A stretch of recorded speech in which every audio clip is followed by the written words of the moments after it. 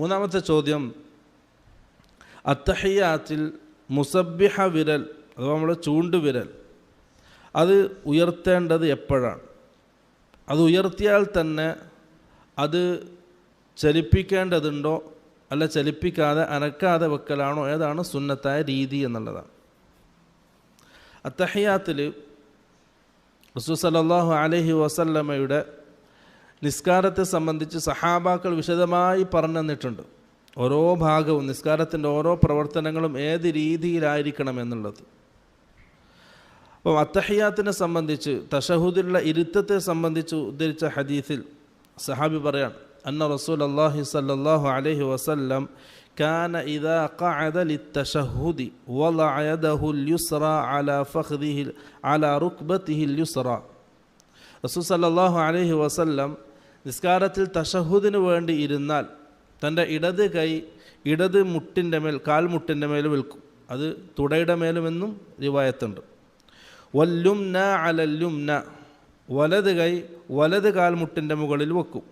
വഅഖദ സലാസൻ വഖംസീന, എന്നിട്ട് 53 എന്ന രീതിയിൽ പിടിക്കും. അഥവാ ഈ രണ്ട് വിരലുകൾ ഖിൻസറും ബിൻസറും ചേർത്ത് വെച്ച് വുസ്തയും ഇബ്ഹാമും രണ്ടും വട്ടത്തിൽ പിടിച്ച് ഈ ചൂണ്ടുവിരൽ ഉയർത്തുമായിരുന്നു. വ അഷാറ ബി ഉസ്ബുഇഹി അസ്സബ്ബാബ, റസൂൽ സല്ലല്ലാഹു അലൈഹി വസല്ലം ചൂണ്ടുവിരൽ അത് ഉയർത്തുമായിരുന്നു. മുസ്ലിം ഉദ്ധരിക്കുന്ന ഹദീസ.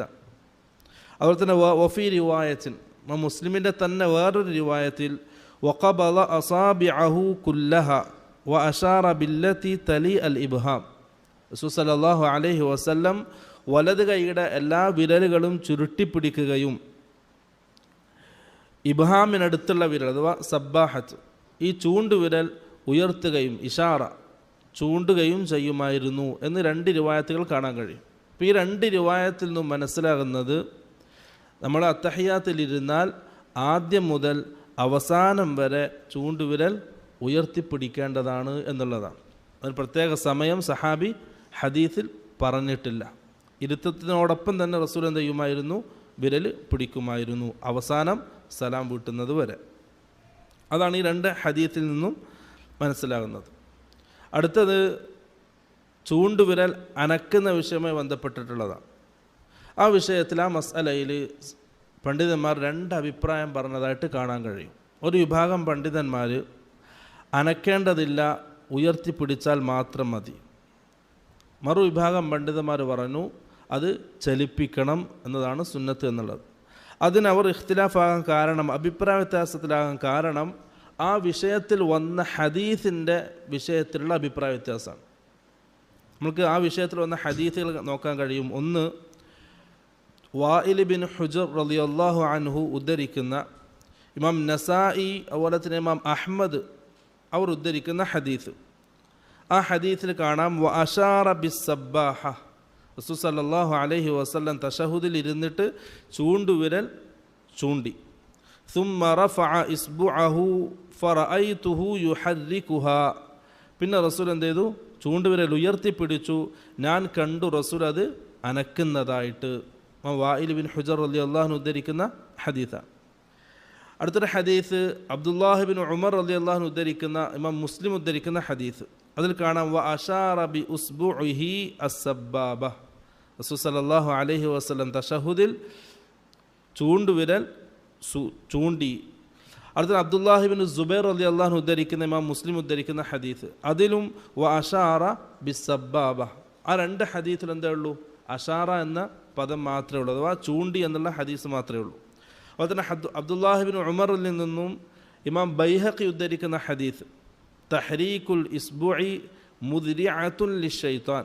ആ ഹദീസ് ലഈഫാണ് എന്നുള്ളതാണ് പ്രബലമായ അഭിപ്രായം.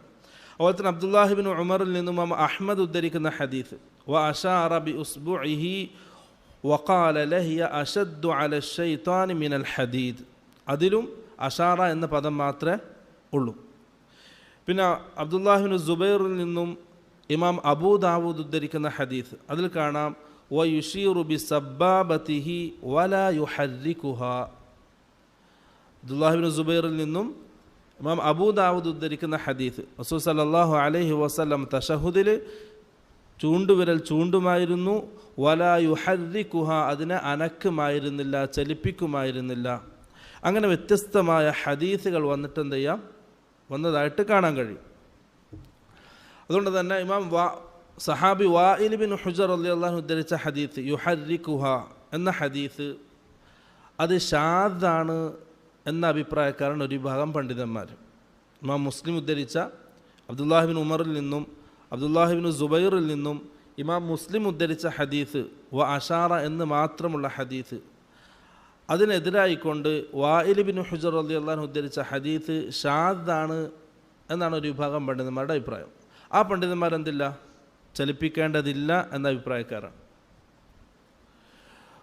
മറുവിഭാഗം പണ്ഡിതന്മാർ വാഇൽ ബിൻ ഹുജറിൽ നിന്നും ഇമാം നസായി, ഇമാം അഹ്മദ് എന്നിവർ ഉദ്ധരിക്കുന്ന ഹദീസ് സുമ്മ യുഹർരികുഹ എന്ന് പറയുന്ന ഹദീസ് സഹീഹായി രേഖപ്പെടുത്തിയിട്ടുണ്ട്. അപ്പോൾ ആ ഹദീസ് സഹീഹാണെന്ന് പറയുന്നവർ ചലിപ്പിക്കൽ സുന്നത്താണ് എന്ന അഭിപ്രായക്കാരാണ്.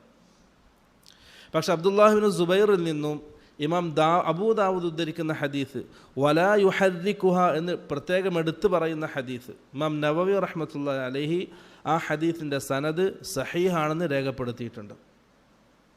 അപ്പം ആ ഒരു ഹദീസിൽ വന്ന അഭിപ്രായ വ്യത്യാസത്തിലാണ് പണ്ഡിതന്മാർ രണ്ട് അഭിപ്രായക്കാരായത്. സഹീഹാണെന്ന് പറയുന്നവർ സുന്നത്താണെന്ന് പറയും, അത് ഷാദാണ് ലൈഫാണെന്ന് പറയുന്നവർ ചലിപ്പിക്കേണ്ടതില്ല എന്ന അഭിപ്രായക്കാരുമാണ്. നമുക്ക് മുൻതൂക്കമായിട്ട് മനസ്സിലാകുന്നത് ഷാദാണ് എന്ന അഭിപ്രായത്തോടാണ്. അല്ലാഹു അലം. ഇതാണ് ഈ മൂന്ന് ചോദ്യം, ഈ വിഷയത്തിൽ വന്ന ചോദ്യം. വആഖിറു ദഅവാനാ അൽഹംദുലില്ലാഹി റബ്ബിൽ ആലമീൻ. അസ്സലാമു അലൈക്കും വറഹ്മത്തുള്ളാഹി വബറകാതുഹു.